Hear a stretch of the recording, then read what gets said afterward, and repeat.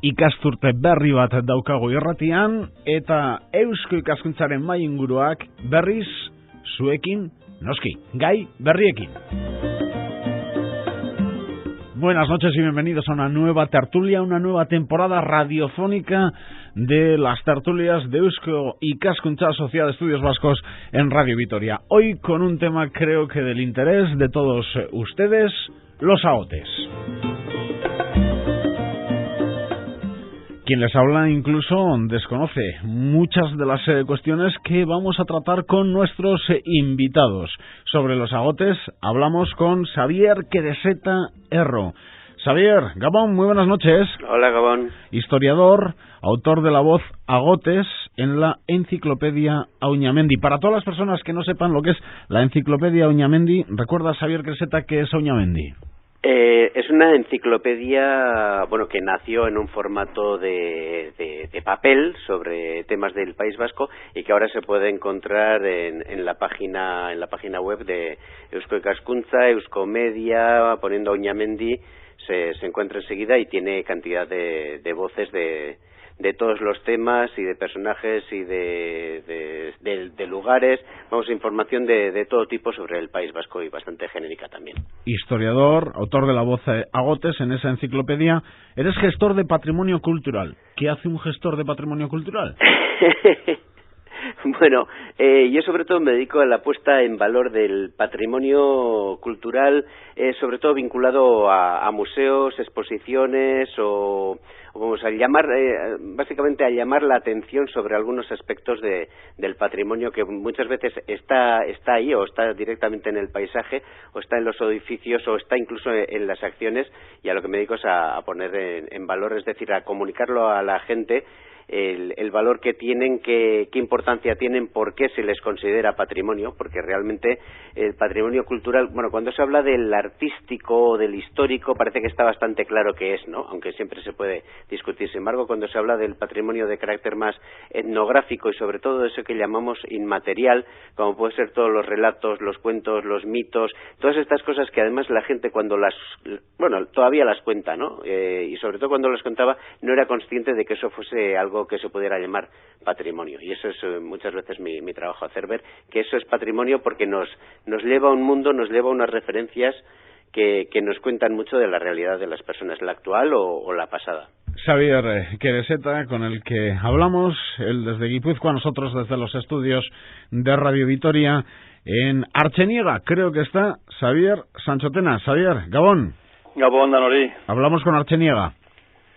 Eso es. Escultor Xavier Sanchotena, conocido por la ciudadanía alavesa, y lo has dicho en numerosas ocasiones, si vamos a hablar de agotes, Xavier Sanchotena es agote por sangre y tradición. Explica esto de sangre y tradición. Sangre porque yo he nacido allí, mis padres eran de allí. ¿Dónde allí? En Bozate. Bozate es un barrio de Arizkun, y es el enclave más importante de los agotes aquí en el Pirineo peninsular.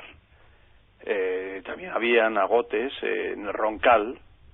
Esto a raíz de una cruzada, de una huida, y al ser un colectivo de la construcción, nos asentamos desde 1253 en Bozate. Entonces, ahí es un lugar característico por la arquitectura y porque todos los descendientes de Bozate, por la toponimia, los apellidos patronímicos y toponímicos, tenemos esa característica, hablamos del Valle de Baztán. Del Valle del Baztán, sí. El Valle del Baztán, el pueblo es Arizkun y el barrio es Bozate. Y es precisamente el feudo de los Ursúa. Los Ursúa era el señor feudal, y nosotros trabajábamos para él precisamente, desde el momento que nos asentamos en Bozate. Decías prepirineo, decías huida ¿de dónde? La historia es muy larga. Y si concatenamos las fechas y demás, Bueno, podemos decir que tenemos un documento antiquísimo, del 990 al año 1000, en el cartulario de Luc de Bearn. Bueno, ahí Oriol Donat hace donación de tierras viñedos a la Iglesia. Eso se refleja en el cartulario y este documento aparece el año 1626. Bueno, sobre los agotes ha escrito largo y tendido, más en Francia que aquí. Aquí esto se vincula más bien desde el siglo XV-XVI. Pero en Francia hay documentos y demás, historiadores han tratado el tema. Bueno, esto yo voy a dar las últimas informaciones. Esto es referente a un congreso que se realizó en Carcassonne en el año 2003. Historiadores, escritores, se reúnen tratando el tema de las razas malditas, las razas marginadas, y entre ellas, y de hecho en España hay unas cuantas, o sea que tampoco somos los únicos. Ellos hacen ver, referente a los agotes, si nosotros estamos en el año 1000, nosotros somos anteriores, e incluso, siendo nosotros un colectivo de la construcción, nos sitúan pues 50 años antes, y situarnos 50 años antes nos sitúan en el románico, en el 950 cuando se inicia precisamente el Camino de Santiago. Para entonces se realizan más de 1600 monasterios, ciudades amuralladas, todo tema de construcción, sobre todo vinculado con el Camino de Santiago, el románico es el Camino de Santiago sobre todo. Bueno, si nosotros estamos en el año 1000, no nacemos el año 1000 por arte de magia, somos anteriores. Y si nuestro gremio es el gremio de la madera, somos un colectivo de la construcción y de la madera, porque con el tiempo todavía nos vinculan y nos obligan a trabajar la madera, porque claro, tenemos un enfrentamiento con la Iglesia, tenemos un problema con la Iglesia.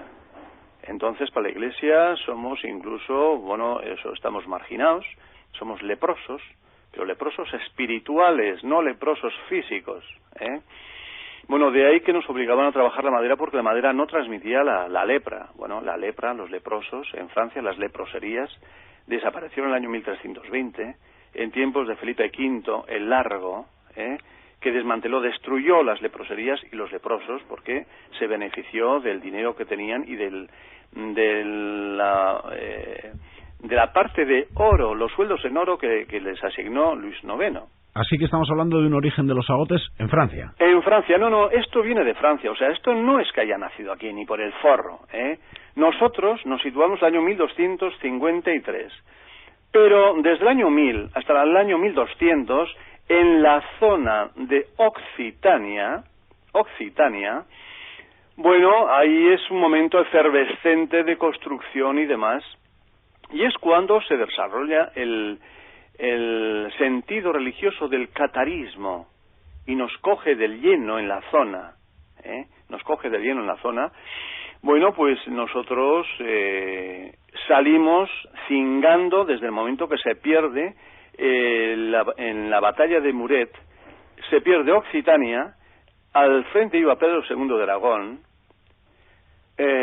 porque quería hacer su reinado. Con las provincias catalanas, Occitania y el reino de Aragón quería hacer su reinado, ¿no? Además, él era el cuñado del conde de Toulouse. Bueno, pues ante esa perspectiva, además, con Inocencio III, que manda una cruzada para deshacer el catarismo, hay 100 años de persecución, de cruzada, 1213-1319, que es cuando localizan al último perfecto cátaro, Guillén de Beligaste, en Barcelona, lo llevan a Carcassonne, allí, le hacen un montón de suplicios y demás, y al final lo queman, ¿no? Ahí es ya cuando se terminó la persecución de los perfectos cátaros. Dura 100 años. Mientras tanto, la gente que no tenía nada que perder, que eran los artesanos precisamente, huyen. Parte de ellos llegan hasta Bayona, las Landas, suben hasta Bretaña, Borgoña, Champaña y el Bearne. Toda esa zona está habitada por ese colectivo, errantes en familias, más o menos. Es la razón que nosotros, por la parte del Pirineo, porque claro, Occitania, Muret y demás está en el Pirineo. En el Pirineo francés, pasan el Pirineo y bueno, pues ahí se empleaban precisamente donde había construcciones. Y bueno, ahí están los templarios desarrollando el románico tardío.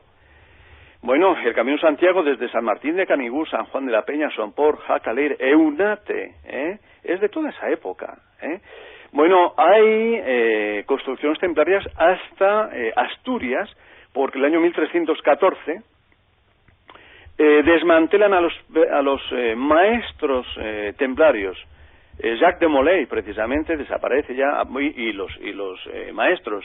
Entonces ahí se termina más bien el románico. Y bueno, pues había gente que había pasado de Occitania desde Cataluña hasta Asturias, son grupúsculos y demás. Bueno, de hecho, yo he localizado hasta en Ollerías Onteniente, en Valencia, los grisons eran pues el conjunto marginado lo más parecido a los agotes, o sea, estaban en lazaretos, tenían la segunda puerta para los agotes, o sea, para los grisons, lo mismo que los agotes. Bueno, y esto viene a raíz precisamente de esa marginación de la Iglesia. Nosotros sí, a un gremio, ¿no?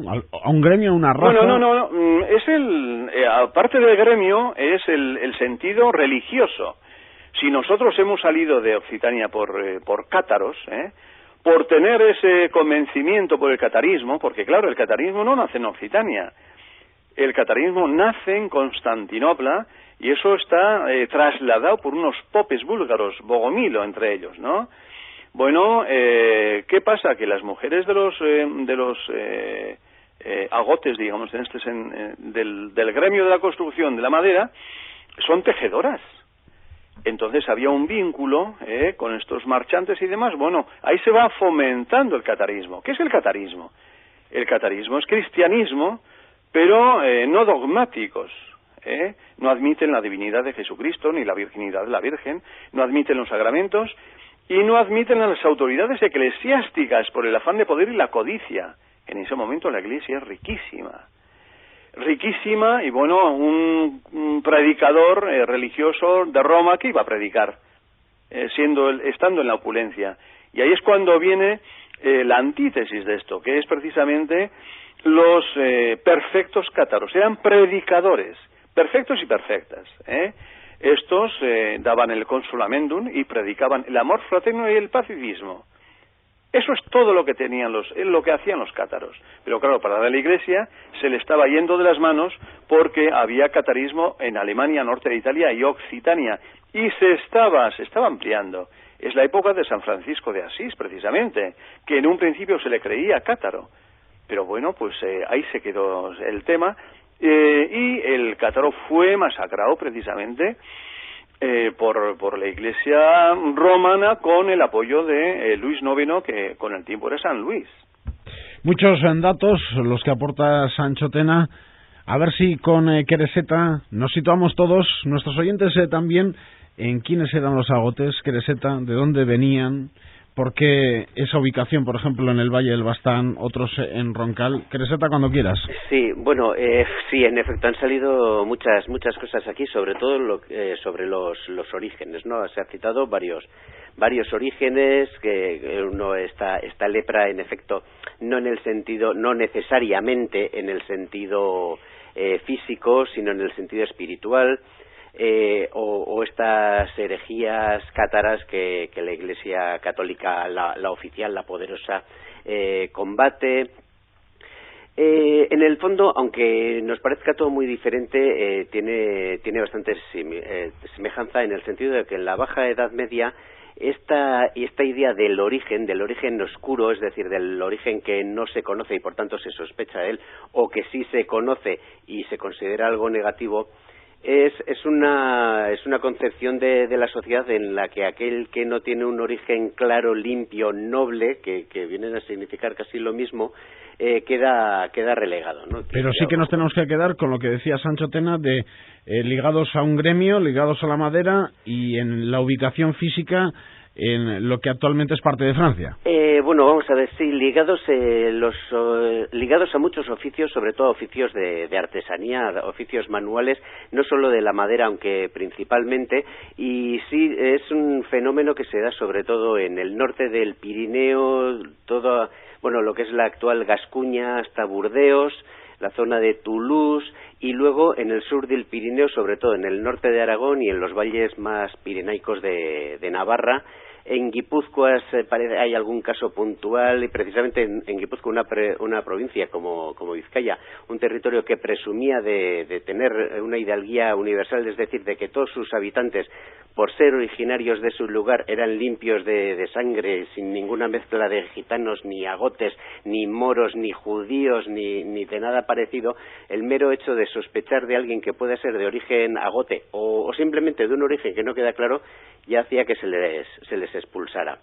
Entonces, en ese sentido, en Guipúzcoa no hay más que algunos casos puntuales, eso de gente que basta la mera sospecha para que sean expulsados. En Lapurdi, en Zubero también hay, aunque menos. En la Baja Navarra también se encuentran, en el otro lado del Valle de Baztán, en el Valle de Baigorri, la comarca de Garazi también hay comunidades. Álava ni citar.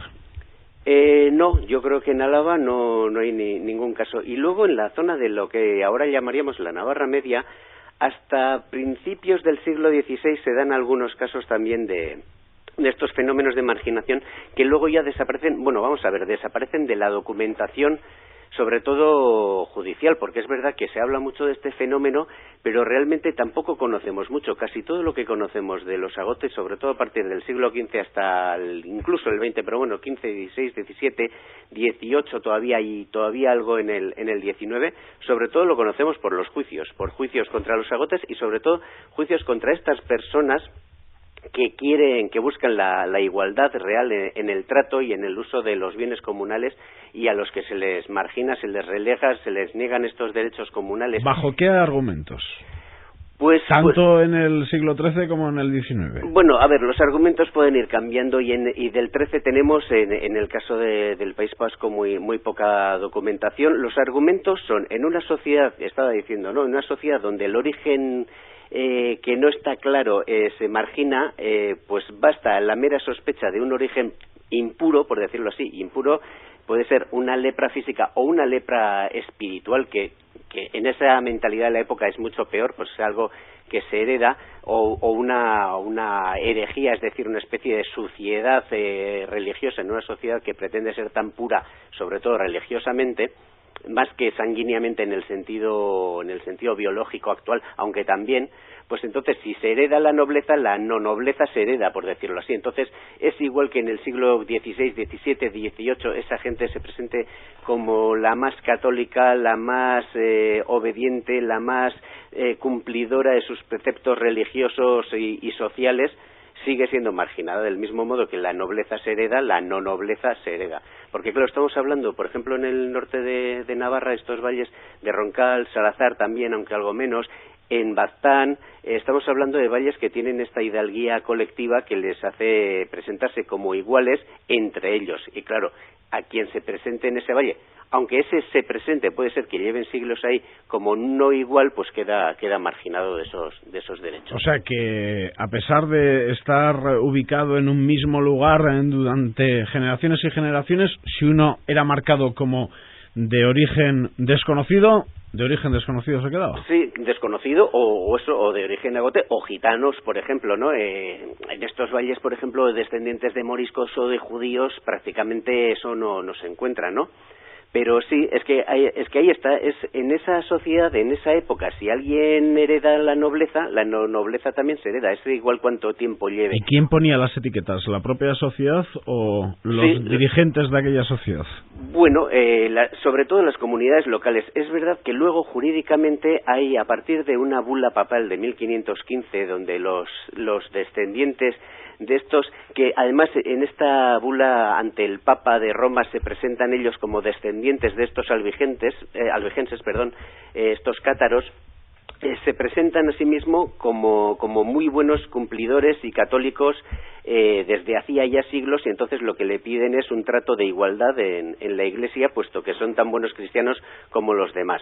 El Papa León X en 1515 les concede esta bula.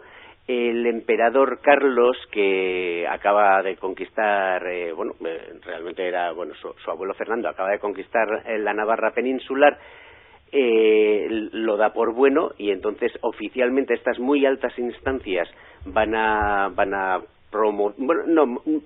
oficialmente van a decretar que son iguales a los demás. En el lado de la corona de Francia, esta Navarra, que todavía no está incorporada a la corona, pero después sí, esta bula papal no se lleva a efecto. Las autoridades no le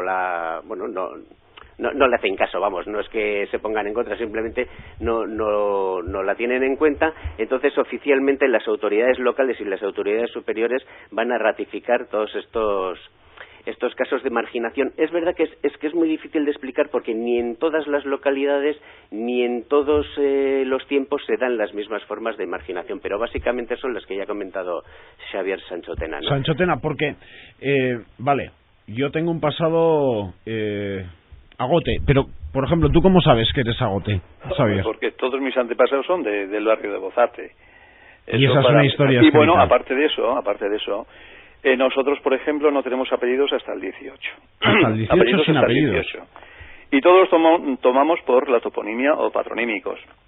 Esa es la razón, por ejemplo, que en Guipúzcoa, en 1680, cuando Tolosa era capital foral de Guipúzcoa, hay un bando de expulsión, gitanos, judíos, agotes y gente de mal vivir, por la pureza de sangre. Pero eso, Sanchotena, no pasa en muchos lugares. Os pregunto a los dos, No, eso en Guipúzcoa, sobre todo en Guipúzcoa. No, me refiero a lo de apellidos toponímicos. Toponímicos, y la razón es también, por ejemplo, que agote, se decía agote, pues no se sabe de dónde viene. Pues agote tiene una definición perfecta. Agote es la toponimia. Nosotros venimos del barrio de Agout, del valle de Agout, el río Agout. Se desarrolla, tiene 194 kilómetros de longitud, y es en el Haut-Languedoc, en el Alto Languedoc. Es cerca de Albi, desemboca en Tarn, que está a 40 kilómetros de Toulouse. ¿De dónde sois? Somos agotes en occitano precisamente. Agot, cagot, luego es la derivación cagot. O sea, pues ahí es precisamente la definición perfecta de lo que es el agote. Y el agote, con el tiempo era una palabra peyorativa.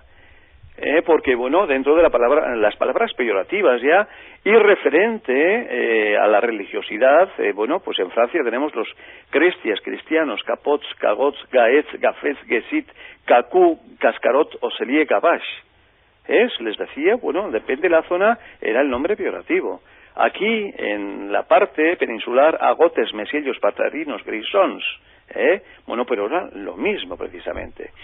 Era la diferencia que nos marcaba la Iglesia, pues a raíz desde el Concilio de Letrán en el año 1161, cuando ya se erige la herejía contra el catarismo, los albigenses de Albi, que está pues al lado de Toulouse.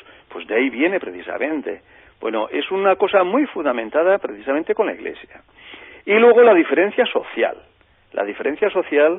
Y la vemos perfectamente en el Baztán, y en aquella época más que ahora, y ahora ahora no también, tanto, pero diremos. Ahora también. Ahora, os voy a marcar unas fechas y unas cosas nada más.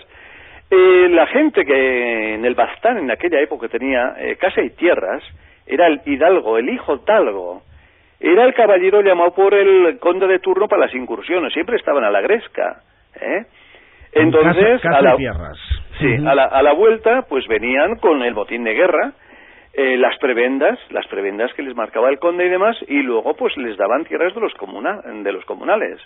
Nosotros no tenemos tierras hasta el siglo XVII, XVIII, que es cuando le vamos comprando a Ursúa, y de hecho ahí es la diferencia de las casas, ¿no? ¿Quién es Ursúa? Ursúa, bueno, es el señor feudal de la zona. El Ursúa para el año 1200 ya estaba allí. Viene de Alduides, que tienen sus tierras y demás. En tiempo de los Teobaldos, con el conde de Chauz. Bueno, pues estos son unos señores feudales, ¿no? Así que sin caseríos, sin tierras, ¿de qué vivían? ¿Dónde vivían los agotes en el Baztán? Pues los agotes le trabajaban a Ursúa, le trabajaban la piedra, el hierro y la madera, le cercaban las fincas, le hacían el armamento, las mujeres le tajían, que no trabajaban en el campo, no trabajaban en el campo, sino como artesanos para el señor Hidalgo. Exactamente, eran lacayos, digamos. Y entonces, de hecho, Bozate, en un principio eran unas chozas de Ursúa, bueno, son unas casas pequeñitas, porque se pueden ver las casas pequeñitas. Eran el habitáculo solamente para vivir, porque no había estabulación, no había animales. Sin embargo, a partir del 17-18 las casas van agrandándose, porque claro, la cuadra luego se ponía en la planta baja, la vivienda en la primera, y arriba en el sabay es donde se recogía el grano y demás, se secaban los maíces, o bueno, lo que se podía recolectar, castañas, bellotas, en fin, Entonces había cierta semejanza. Un inciso, Sancho Tena, porque Creseta, los terrenos comunales en los pueblos, ¿de qué época histórica son? Bueno, más bien lo estaba comentando en cierto modo Sancho Tena, habría que ver en qué época empiezan a dejar de ser comunales, porque en principio... Bueno, cuando me refiero a comunales que sean propiedad de todos los vecinos de un punto, de una localidad, no comunales de un hidalgo, ¿no? No, es que ahí están, ¿no? Estos hidalgos lo que muchas veces hacen es apropiarse de terrenos que anteriormente se consideraban comunales, ¿no? En un valle, además, Baztán es un valle de 15 localidades, pero es un solo municipio y tiene terrenos, no es un valle de varios pueblos, o sea, varios municipios, sino que es un solo municipio. La cabecera es Elizondo. Elizondo, eso es. Y entonces el terreno comunal incluso hoy día sigue siendo muy importante. Entonces hay que pensar que en una sociedad que vivía sobre todo de la tierra, el que no tenía tierra, en un valle como Baztán... Tenía que vivir de lo comunal. Exactamente, utiliza las tierras comunales. Entonces, si se te niega el derecho a utilizar esos bienes comunales, se te está negando realmente el derecho a muchas veces incluso alimentarte, ¿no? Por eso y no sería similar en una localidad de Álava, porque yo localidades de Álava que conozco, no digo lo de los agotes, sí, sino el reparto de las tierras. Localidades que conozco, pues hasta hace bien poco, cuando había varios agricultores en pequeñas aldeas, muchos de ellos vivían gracias a los terrenos comunales. Claro, ¿No serían en su época en manos de un señor? ¿No estarían? Bueno, depende de las zonas. Por ejemplo, en Álava sí que había muchos más señoríos, ¿no? Y mucho más nobleza en ese sentido. Más repartido, digamos. Es que hay que tener en cuenta que en el Valle de Baztán, en teoría, todo el mundo... Bueno, en teoría no, o sea, los que son vecinos son hidalgos, es decir, todos tienen derechos comunales porque todos son nobles. Dentro de esos, luego se encuentran casas como la de Ursúa o los de Yaurola, que son, tienen otro grado de nobleza superior con Palacio de Cabo de Armería, estas cosas. Pero bueno, yo quería poner un ejemplo para que se haga la idea a la gente lo difícil que es desde nuestra perspectiva, ¿no? Entender qué es esto de la igualdad, pero no la igualdad en un sentido positivo, sino la igualdad de como tú no eres mi igual, te voy a dejar marginado, incluso, y muy vinculado a este concepto de las casas, son las casas las que son, y las familias que ostentan esas casas son las propietarias de esos derechos. Mi abuela, que era del Valle de Baztán, pero no del lado de Arizcún, sino del lado de Oronoz, al otro lado, bueno, tampoco es que sea un valle tan grande, contaba, cuando ella era pequeña, es decir, estamos hablando de muy principios del siglo XX, hace ya 100 años, que se hacían distingos de 3 tipos de personas. Ya lo de agotes yo le pregunté y tal, y decía que su madre decía que había 3 clases de gente en el mundo. Igituac, que son los gitanos, Agotac, que eran los agotes, que ella no sabía lo que eran, solo le sonaba el nombre, eta Perlutac. Los demás somos, por lo visto, Perlutac, que tampoco sabía muy bien lo que era. Sin embargo, sí que había gitanos, agotes y el resto. Eso es. Y sin embargo sí que, pero dentro de esos Perlutac sí que hacían una distinción que era muy interesante. Eran vecinuac, que ya el nombre lo dice muy claro, los vecinos que eran los propietarios de las casas donde vivían, maisterrac, es decir, los que eran renteros, claro. Es decir, eran campesinos como los otros, pero no eran propietarios de la casa que tenían y tenían que pagar una renta a un amo que solía ser vecino, obviamente. Eso lo hemos conocido en muchos sitios, sí. Exactamente, bueno, hasta el extremo de que, por ejemplo, a mi bisabuelo lo echaron del caserío como eran renteros porque no le votó en los bazarres, en estas reuniones que hacían. Juntas administrativas que llamamos, sí. Eso es, de Honorato, lo echaron porque no votó a la opción que quería el amo. El amo le había dicho, tienes que votar esto, y el otro no votó, fuera, a buscar otro caserío. Y todavía hacían otro distingo, jornaleruak, los hijos de los jornaleros, que ya empezaba a haber entonces pues gente que estaba trabajando en las carreteras, las presas que se estaban haciendo en... Y ahí estaban los agotes, pero ni siquiera dentro de el resto, sino como digamos los gitanos, los agotes y el resto. Sí, eso es, los agotes incluso quedaban fuera, incluso en ese orden supuestamente igualitario que era el Valle de Baztán, incluso en ese orden hacían semejantes distingos, y además es muy curioso, muy curioso no, es muy significativo que el término vecinuak lo utilizaran para los propietarios de las casas. Por tanto, claro, ahí queda en evidente lo que está comentando Sancho Tena, de que en efecto las casas de Bozate las ves físicamente, y aunque ahora están muy bien cuidadas y son muy bonitas, físicamente suelen ser mucho más pequeñas que esos grandes caseríos que se ven en otros pueblos de Baztán, ¿no? Porque había ya ese distingo, ¿no? Que Sancho es Tena, el derecho a los derechos comunales. Vamos avanzando en el tiempo y por eso os voy cortando. ¿Y los agotes de Baztán, crees que conocían agotes o sabían de la existencia de agotes en otros puntos, por ejemplo, del Prepirineo? Bueno, en el Prepirineo, precisamente por cercanía, es la parte de Sant Etienne de Beorri, Donión en Zaharra, San Juan de Pieport, San Juan Xaharra, Vidarray, Ainhoa, en todos los pueblos había agotes. ¿Y entre ellos tendrían comunicación o no? Bueno, sí había una comunicación porque en parte nosotros éramos endogámicos. O sea, ¿quién se iba a casar con un agote? O sea, ni por el forro, y eso hasta en el siglo XX, ¿eh? Entonces, la relación que había con agotes del otro lado y demás... hay algo que me ha dejado impresionado, que es también hoy, cuando has dicho como que todavía existe eso en el Baztán de esa familia Sagote. ¿O que la gente sabe? No tanto, porque el agote, para empezar, el agote de Bozate es ignorante de su procedencia.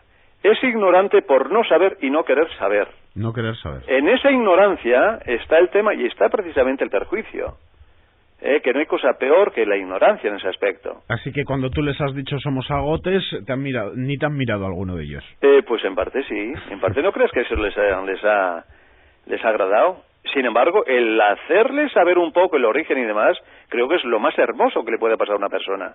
Y de hecho, gente que emigró pues en el siglo XIX y demás a América, están llamando continuamente, o sea, estamos teniendo correos y demás, queriendo saber un poco su origen y demás, ¿no? Cuando se les da una explicación se sienten tremendamente sorprendidos y agradecidos y incluso hasta se sienten orgullosos, cosa que sus padres, abuelos y bisabuelos no les dijeron ni una palabra, en absoluto. El que cruzaba el charco jamás diría que era agote. Entonces, esa es un poco la diferencia que ha estado marcada a fuego y sangre. De hecho, esas igualdades, en el siglo XX, por ejemplo, y os voy a poner un ejemplo sencillísimo. Arizkun es un pueblo, bueno, y tiene un alcalde pedáneo. El alcalde del Baztán está en Elizondo, en el ayuntamiento, ¿no? Bueno, pues cada 2 años se elige en Arizkun, el día 31 de diciembre, en un bazar, después de la misa mayor, el alcalde, ¿no? ¿Y tienen derecho a voto todos los vecinos? Tienen derecho a voto todos los vecinos, ahora. Pero se da la casualidad que en 100 años han habido 3 alcaldes agotes de Bozate. Uno, mi padre, Julián Sancho Tena, el segundo, Bautista Soulé, que era el constructor precisamente, y el tercero, Juan Bautista Soulé, el hijo. En 100 años, 6 años de... Oye, no digo nada más, para que veáis un poco el tema, lo que es, ¿no? Entonces, la endogamia, y bueno, ahí se refleja precisamente en el libro de Paolo Antolini, ¿no? Esos chascarrillos o esas leyendas que decían los mayores, ¿no? Cuando se les hacía una entrevista, ¿no? Bueno, pues hay un tallista, se casa con una cocinera de Arizkun, de nombre Felisa. Hombre, qué casualidad. Mi madre no es Felisa, es Jesusa. Y mi padre es el tallista, ¿no? Y bueno, pues eso, parte se veía mal, ¿no? Entonces, ahí estaba un poco la diferencia, ¿no? De Nausita Maesterra, lo que decías, y a ver qué regenta, ¿no? Esas diferencias, ¿no? Pues el de Bozate era como segundo, ¿no? De hecho, en las romerías no teníamos derecho a bailar. ¿En qué año? Pues te diré que hace unos 50, 60 años había ayer. esas diferencias. Eso es ayer. Eso es ayer, y te diré más diferencias todavía. Yo tengo voy a hacer 65 años. ¿Así que tú eres hijo de 2 agotes? No. ¿Cómo de 2 agotes? Me refiero, de padre agote y madre agote. Y madre agote, sí. Sí, de 2 Porque agotes. la abuela materna era además sanchotena. Yo tengo 2 veces sanchotena. Y era de la casa Damuñenea de Bozate. Así que la Y endogamia... mi padre era de Gorrienea. La endogamia en vuestro caso se mantuvo. Bueno, pues sí, quieras que no, ahí está el tema, ¿no? Bueno, te voy a decir además una anécdota muy bonita. 65 años. Pues hace 55 años, las chicas de Bozate, cuando iban a la escuela, porque la escuela estaba en Arizkun, habían la de párvulos, la de los chicos y luego la de las chicas, que estaba en otro sitio, ¿no? Pues cuando a las 2:30 entraban a la escuela, las chicas hacían acopio de piedras debajo de las metas del lecho que estaban a la entrada del pueblo. Porque a la salida de la escuela venían los nombres de Bozatarra, Quijituac, venían, bueno, de hecho, además en castellano, porque en la escuela no se dejaba hablar el euskera, y venían entonces las pedradas, o sea, y eso se ha visto. Y en las romerías y demás, en las romerías no, las fiestas de los pueblos cuando se iban, ¿no? Y los mozos, por ejemplo. Se da la casualidad que los mozos de Bozate, en cuadrilla, o sea, había una solidaridad tremenda, ¿no? Bueno, pues al final de las fiestas siempre, bueno, al terminar la fiesta, siempre se terminaba a pedradas. Era tremendo, lo de ser de Bozate, era tremendo, ¿no? O sea, yo no digo nada, pero ahí está el hecho, ¿no? Sí. Ahí está el tema. ¿Queseta? Sí, es que yo me estaba acordando de una anécdota. Bueno, antes se decía ese distingo que hacía la moña, ¿no? Mi abuela, de vecinuak, maizterrak eta jornaleruak. Incluso si esos ni siquiera eran los agotes, si incluso entre esos, vamos a decir, los iguales, hacían el distingo, y además, sobre todo en las cosas de carácter simbólico, ¿no? Que es muy importante en la entrada, la salida de la iglesia, o esa ocupación del espacio público, ¿no? ¿Tenían ubicación también un agote dentro de una iglesia? Perdón, pues ¿cómo lo sabes? Claro, es que en la iglesia donde más, o al menos donde más ha quedado documentado, ¿Y dónde? Atrás. En el Beitico Zoco. ¿Dónde está ese choco? Beitico Zoco, es en el ángulo izquierdo de la iglesia. Sí. Bueno, había una segunda puerta. Y en la parte de atrás, claro. Sí, en el Beitico, sí, en la parte de atrás. Había una diferencia religiosa, que esto es lo que ha marcado precisamente la sociedad. En las iglesias había una segunda puerta exclusivamente para los agotes, más baja y más estrecha, con el aguabenditero distinto, la pila bautismal distinta, recluidos en el Beitico Zoco, en una esquina, o sea, en las ceremonias y demás, cuando se daba la comunión, el pan, ¿no? Pues bueno, a los hidalgos, al resto, ellos cogían con la mano el pan del cesto, ¿no? Y a los agotes se les daba insertado en un palo, y siempre eran los últimos en las procesiones en todos los aspectos. Pero hablas de tu padre también. No, yo eso no lo he vivido, pero el año 54 yo recuerdo perfectamente cuando se tapió la puerta de la iglesia de Arizkun. La de los se agotes. hizo una restauración de la iglesia, y esa puerta se tapió. Y ahora, por ejemplo, no hace mucho tiempo, hace un par de años, gente visitante que ha ido allí al parque y al museo y demás, interesados por ver la iglesia de Arizkun y preguntarle al cura, oiga, la puerta de los agotes tal y cual, y mandarle con quejas destempladas. O sea, son tonterías, pero tonterías que son hechos reales, Eso era así precisamente. Sí. Y bueno, las diferencias que habían entre los feligreses, o sea, los hidalgos y los agotes, hasta no hace demasiado tiempo, porque la bula que mandó León X, a través de la Catedral de Santa María de Pamplona, venía a decir que, bueno, ya que estos son cristianos, no hay esas diferencias sociales, ¿no? Religiosas, mejor dicho. Bueno, pues llega la bula, pero aquí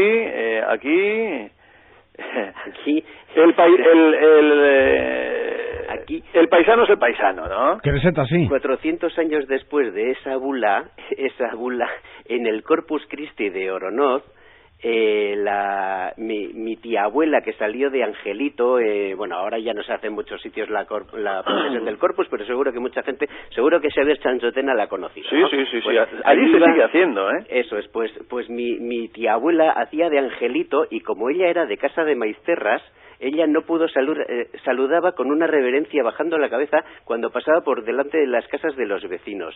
Y como su casa era de Maisterras, ella no pudo hacer reverencia a su propia casa. O sea, si a principios del siglo XX todavía se hacían semejantes cosas, que hoy día nos puede parecer una tontería, ¿no?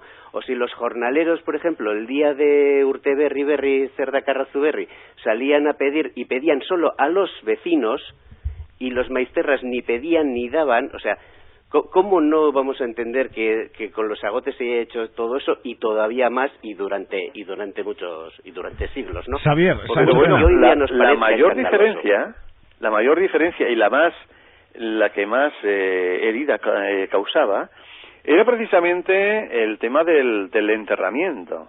El camposanto estaba bendecido al 95%, el 5% sin bendecir. Y en el 5% se enterraba a los apátridas gitanos judíos, agotes y señoritas de vida alegre y gente de mal vivir.